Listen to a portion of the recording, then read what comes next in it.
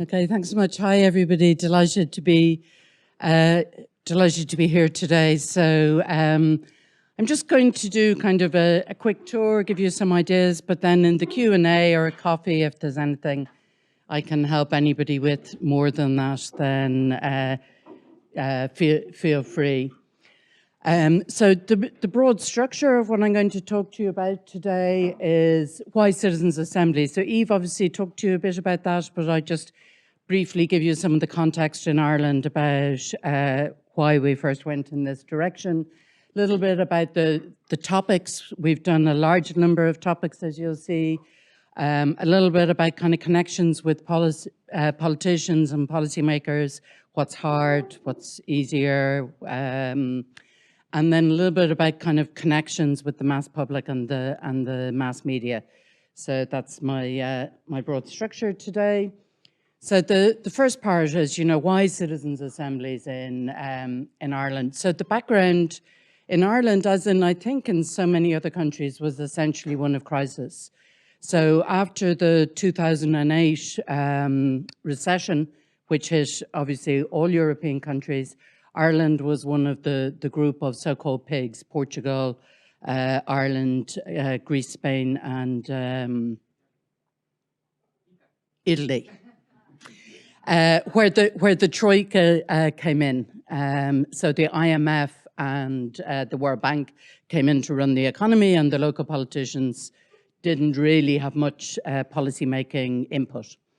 Everybody's salary was cut. Large number of people were unemployed. The housing market crashed. You know, it was a very difficult time. People were out on the streets, and the government didn't have much policy-making input. There wasn't much they could do.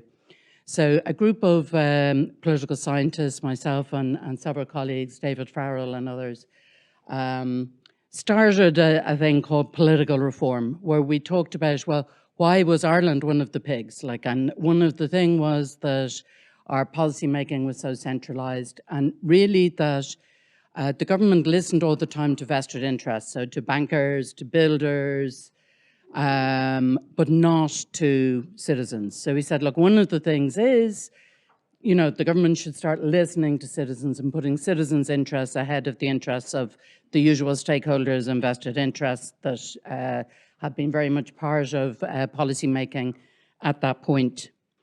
So we got funding. So this doesn't meet Eve's thing of like connection with policymakers in the beginning, because of course we had huge resistance. So we got funding from a philanthropist, Chuck Feeney from Atlantic Philanthropy. So he was an American billionaire who made all of his money out of duty free.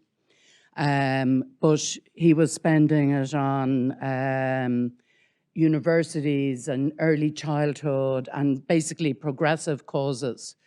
So he gave us the money. And we said, look, you need to trust the people, you need to be able to listen to them. And our critics, who, as Eve alluded to, were mostly all of the political journalists, a lot of the politicians, a lot of civil society were very against us. I was in a TV studio one night, and you know, I had one of the senior kind of political reporters shouting at me about American billionaires funding us, and you know, we Irish could look after ourselves, and all of this kind of thing. And you know, they said, we already have a citizens' assembly. It's called the Parliament. You know.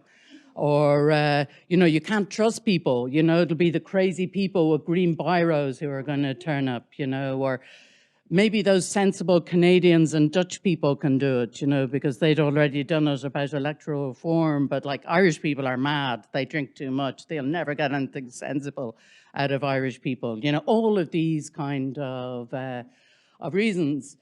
But we said no, like we need to have these randomly selected citizens. And what's really important is that when they come, they need to be representing themselves, their families, not be representative of some group, like not be, I'm here because I'm part of a green collective, or I'm here because I'm part of some youth group, you know? So we tried it. We brought together these 100 people here with this money from the philanthropists. We used a polling company to get them. Since then, we've started using postal recruitment, and that's actually much better than a polling company, personal letters. But they came and they talked about tax and spending, and that was really difficult in Ireland at that time because taxes were going up and spending was going down because the IMF was running the economy, right? But they made quite nuanced judgments about which taxes they would like to pay more, okay? Which spending they were willing to cut.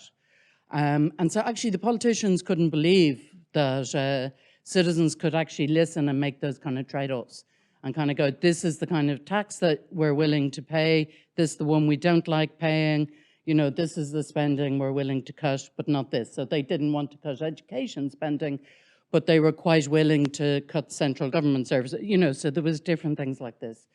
So this led, and I'll talk a bit about this when I go through the bit on kind of connections with policymakers, but it was influential. So the parties then had, well, actually, I put it back here. Oh, no, I don't have it there.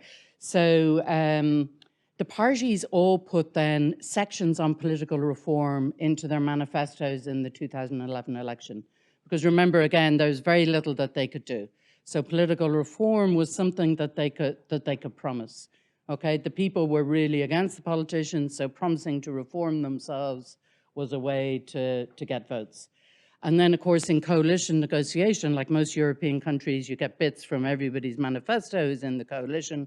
They'd all promise some sort of citizens' assembly. And so as a result, we got a citizens' assembly.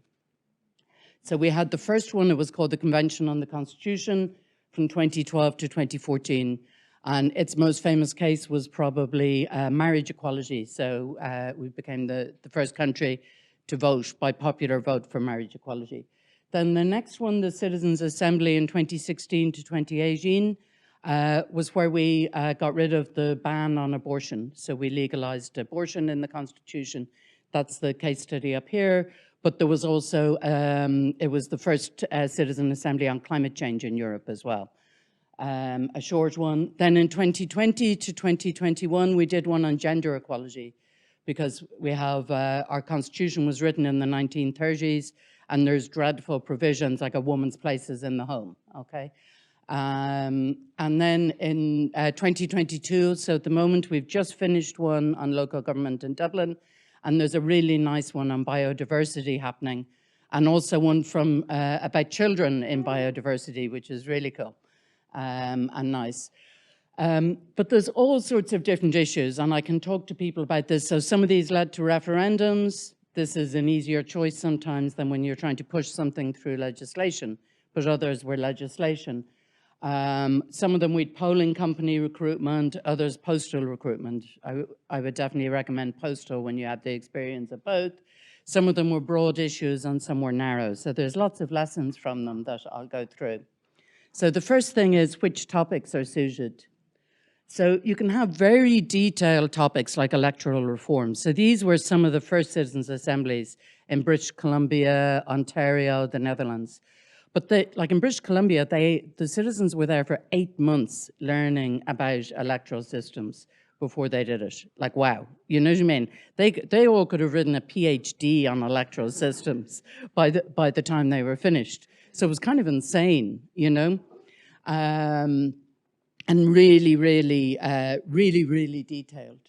Then you have kind of moral and social issues. So in Ireland, you know, we've had marriage equality, we've had abortion, we've had gender equality, blasphemy, all of these kind of issues, mostly because these are in our constitution because it's from the 1930s. So to be updated, we have to address all of these issues.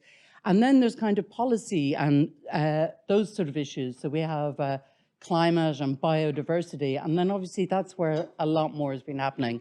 So, you know, as part of the advisory group of the climate one in Scotland, for example, that I'm sure Kelly would talk to you about tomorrow, there's one in England that the Houses of Westminster ran. And I think there's really, and then the French one. And I think the most interesting lesson for me, actually, about all of those climate ones is the extent to which they did or didn't actually lead to changes in climate legislation. So the extent to which their policies their recommendations were actually implemented. So, for example, in England, they had a gorgeous assembly, really nicely run. David Attenborough, who, sure even people, did the opening. There was lovely media about it. But it was just some committees in Parliament who did it, nothing to do with the executive, to Boris Johnson at the time in Downing Street. And so Johnson and his team never talked about it. Whereas in Scotland, the Parliament and the government were more involved, and so it had more of an output. In France, it was very much Macron's personal kind of vision, and it wasn't really in the Parliament in France, and therefore Macron could just ignore a lot of the recommendations of the Climate Assembly. So I think when you look at the differences between the climate assemblies, really who was involved politically and what it is that they've said they're going to do, as Eve was saying, that's the really crucial thing, looking at those from as far as I can see. So in terms of general framing, it's this is actually an old version of my slides because it's a PDF. I had updated it. But it's much easier to frame it on values. So frame it on things that people feel themselves anyway, that they can talk to their families about, that they might talk about in a coffee shop or in a bar, and where there's clear choices. When you're trying to talk about something like electoral systems, it's really difficult because except for if you're talking about first past the post versus proportional representation, then you can talk about values, equality, one person, one vote, and all of this kind of thing. But when you really get into the intricacies of whether you're going to go for mixed member proportionality or single transferable votes or all of this kind of thing, it becomes really difficult for people to relate that to kind of values and make clear choices. I also think it's better to go narrower. So some assemblies start off really broad, like what's our future? There's no choice there about what's our future. What choice are you going to make there? Okay, so you need to have something where people can actually talk about a choice. We can say, well, I like this versus I like that, because nobody's going to stand up and say, well, I want an unequal society, and I want it to be non-inclusive, and I want it to be non-participative, and somebody else stands on the other side and I want an equal, inclusive, participative. That's not a real choice. So you need to have something where people can actually make choices. The other thing that I've seen a lot in a lot of ours and elsewhere is this choice about time for evidence versus time for deliberation.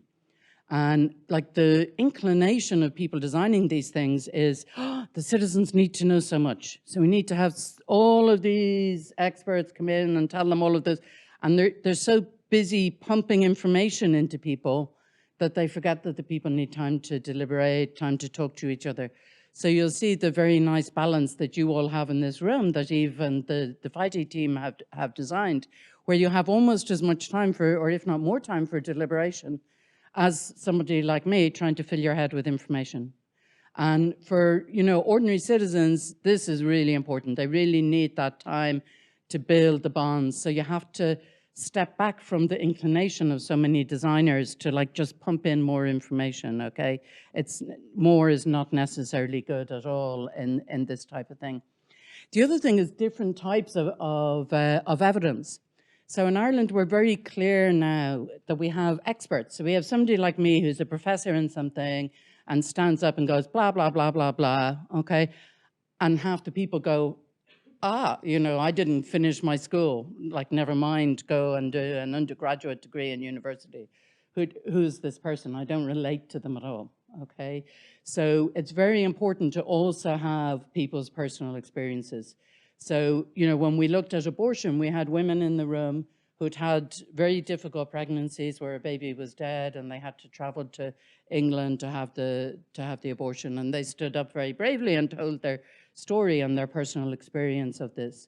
But in climate, we also had farmers stand up and say, this is what it's going to mean for my family if they're, if we cut the number of cows.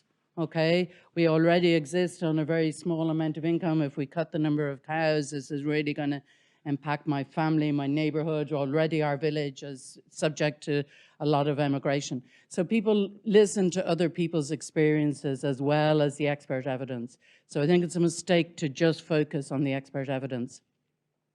And then the newest thing that we've started doing, which seems to be going really well, is actually experiential learning. So in the biodiversity assembly at the moment, for example, there's 2 biodiversity assemblies. So one is for over 18s, which is the national one, and one is for, I said to Kelly earlier, it's 5 to 17, but it's actually 6 to 17-year-olds. But the idea there is they actually go out and they look at areas with great biodiversity, where there's lots of plants, where things are being managed really well, and then they go to wastelands where there's just fir trees and nothing growing underneath them, or urban places, so they learn by seeing and doing, because of course all of us as humans have different ways that we learn, and different types of learning engage different parts of our brain. So I think it's really important. It seems to be really nice to, you know, get out of the classroom environment, get out of the hotel room, which is where we usually are, for lots of different types of learning. And the same thing with, in the first assemblies, we gave people all this reading. So they had like death by PowerPoint, you know, 10 PowerPoint presentations to read on the train on their way up to the deliberation. It was insane. Like only the most nerdy could possibly do it, okay? And the rest just didn't. So now, and the Scottish did this really well, actually made some really nice videos about climate and everything that were really kind of shareable, that people could really relate to. There was, you know, really nice production values. They were really well done. So I think that kind of video evidence is really good. So it's just remembering that everybody is so different. And then probably the biggest challenge actually is that we say that if you're doing a presentation, it must be at the level of a 14-year-old, okay? So where a 14-year-old's level of literacy. You can have papers that are more detailed that you give to people afterwards, but it must be okay for everybody in the room. And so you assume kind of 14-year-old literacy. And that's the most difficult for my colleagues, you know, trying to get professors to, you know, they just still have 20 million words on PowerPoints and things, you know, and but that's, I think, really important to be inclusive. Otherwise, you're excluding people who don't have as much formal education as the people in this room, you know, and it's really important not to do that, you know. And then, I won't bother with those. Okay, so, oh yeah, well, that was so there we are. We brought them off to Bull Island, which is an area of kind of nature conservation and so on. But the important thing there is vested interests. We're really clear that whether you're a member of XR or you're a member of the Catholic Bishops' Conference of Ireland, okay, you're an interest. You're not an expert. We don't consider you an expert. So we say to the citizens, you know, here is the experts, and they either give both sides of an argument, or if they're known for just being on one side, they're balanced by an expert on the other side. But if they're part of a lobby group, it doesn't matter what that lobby group is.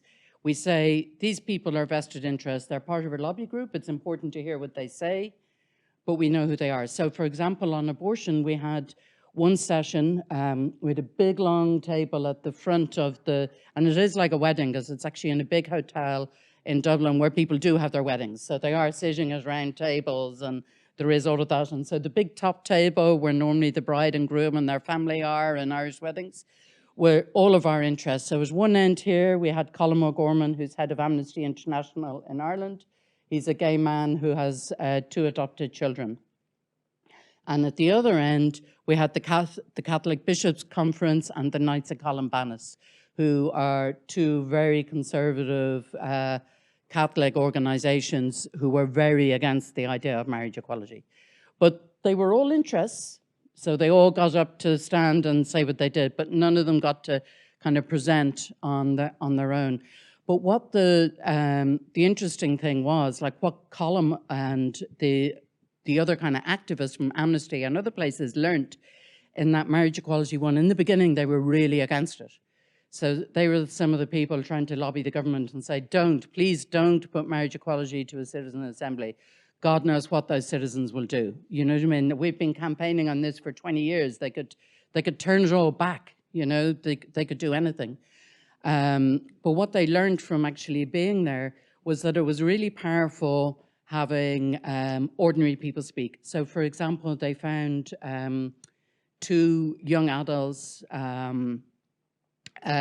2 siblings whose mothers were lesbian, and they talked about how they were like really nervous of if one of their mothers got sick, who wasn't their biological mother, they wouldn't have the right to go into hospital or to do any of these things, whereas the other one, and this really affected the people in the room, you know, when they could relate to this real family kind of scenario. So what the people like Amnesty learned from that was actually what they needed to do was put more real people, real stories, real experiences, and they carried that into their campaigns for equality and so on afterwards in the referendums.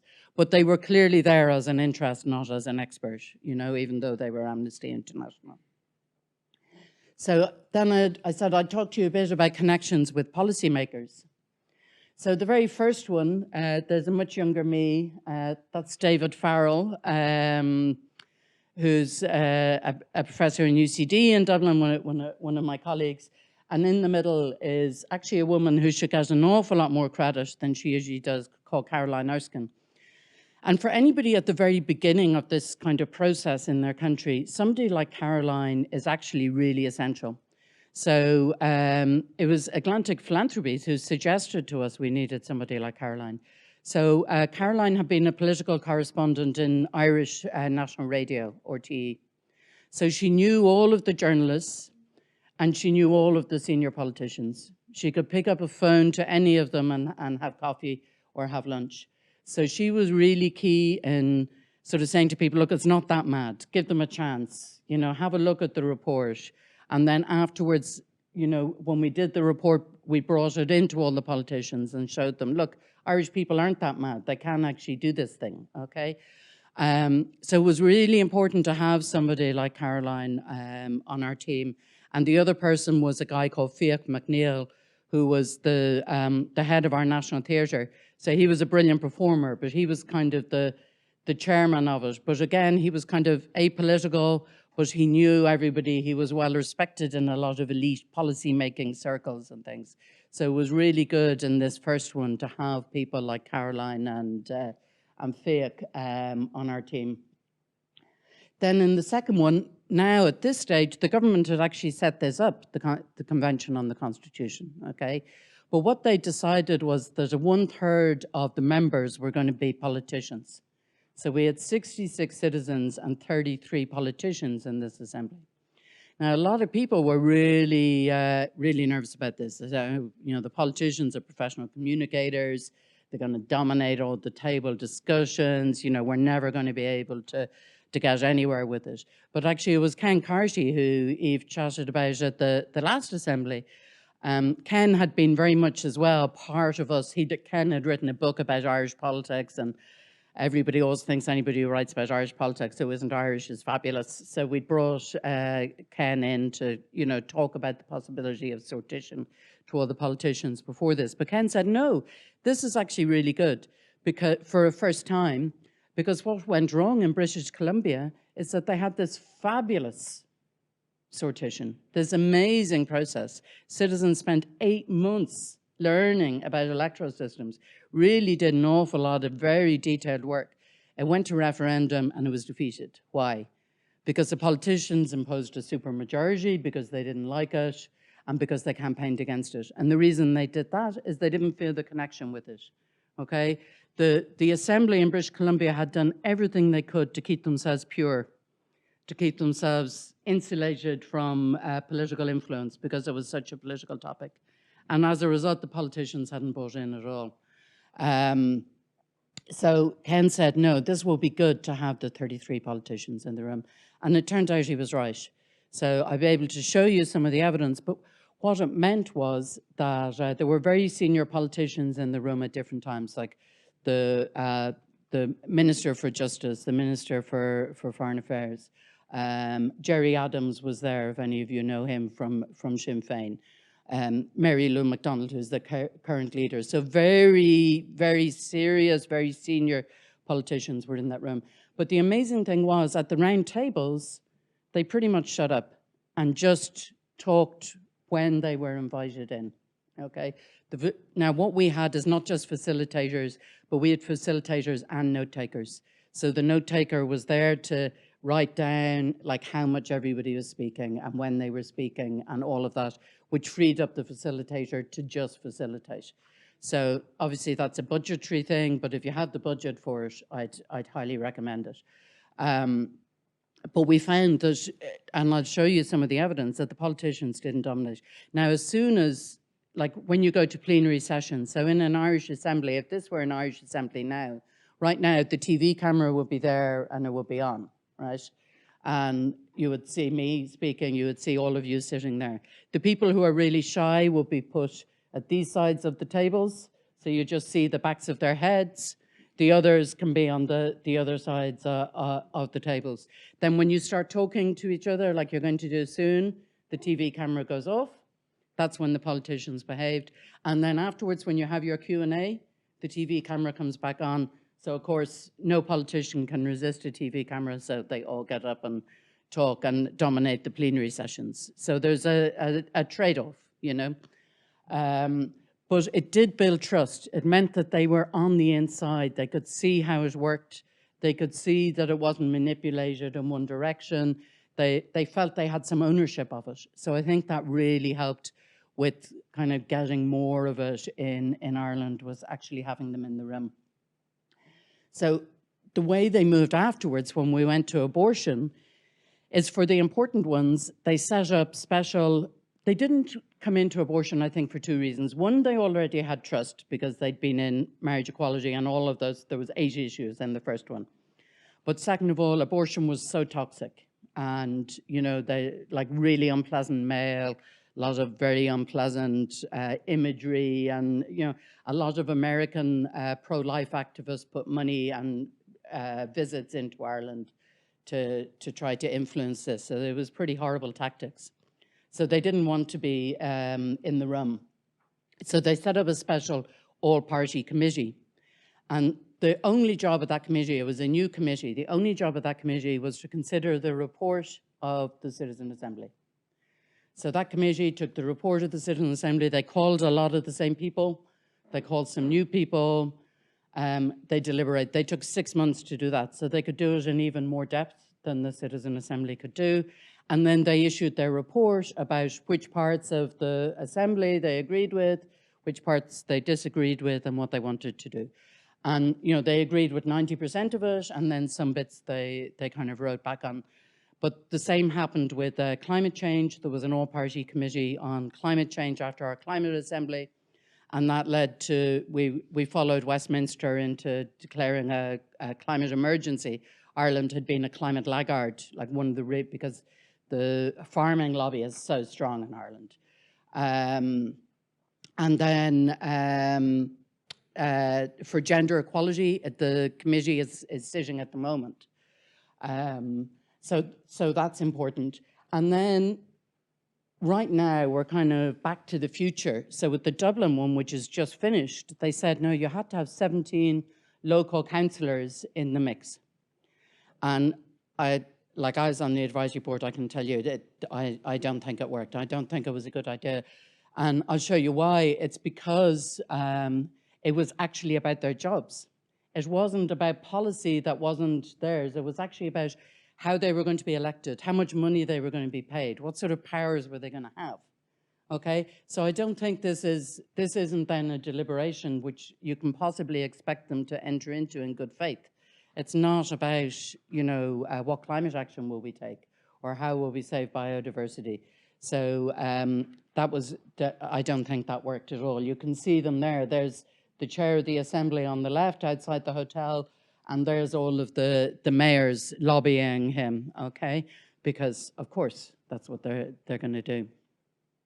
So I won't go through this. This just is the stats to back up my thing, that politicians and citizens actually do deliberate well together.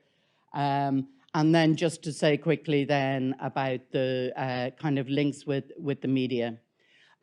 Because the first one was about marriage equality and that really mattered, the headlines went around the world. So it wasn't just Irish media, it was global media that were interested in that. So that really helped us. And I know that's difficult for others. And the same thing with abortion and with climate change and so on. So as a result, we have really high awareness about it. We have a lot of kind of media coverage. There's a lot of trust about it. So you can, I can talk more about how to actually deal with difficult journalists if anybody's interested. I started life as an economics editor, so I know what journalists are like. So I just finished up here. Eva's telling me it's time. So we're talking about where are we going to next? Since the awful invasion of Russia, Ireland is neutral. There's talk about that we should have an assembly now to consider Ireland's neutrality. So that will be politically contentious. There's one which I was talking to one of you about earlier, which is about a border poll in Northern Ireland, okay, which is about whether Northern Ireland should leave the UK and join the Republic, which is obviously very contentious. And then the last one is just yesterday, our Prime Minister went into that committee of the gender equality one and said that next year we will have a referendum to get rid of the controversial clause in the Constitution about a woman's place being in the home. So there we are.